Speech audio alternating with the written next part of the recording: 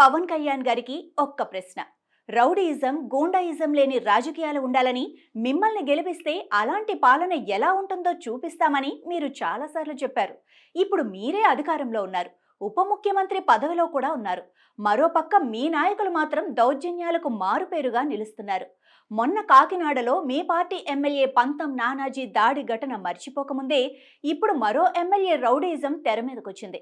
Narsapuram MLA బొమ్మిడి నాయకర్ భీమవరంలో court వివాదంలో ఉన్న ఒక ప్రైవేటు స్థలం కోసం దాదాగిరీ చేసిన విషయం మీ వరకు వచ్చిందా?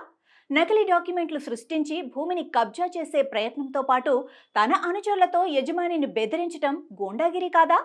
మీ ఎమ్మెల్యే దాదాగిరితో భయభ్రాంతులకు గురైన బాధితులు పోలీసులను ఆశ్రయించి తమకు రక్షణ కల్పించాలని కోరుతున్నారు. మీ పార్టీ ఎమ్మెల్యేలనే మీరు కంట్రోల్ చేయలేకపోతే ఇక కూటమిలో ఉన్న మిగతా పార్టీల నేతల ఆగడాలను మీరెలా ప్రశ్నిస్తారు? ప్రజాస్వామ్యాన్ని కాపాడుతామంటూ మీరు చెప్పే మాటలన్నీ అధికారం వచ్చే వరకేనా?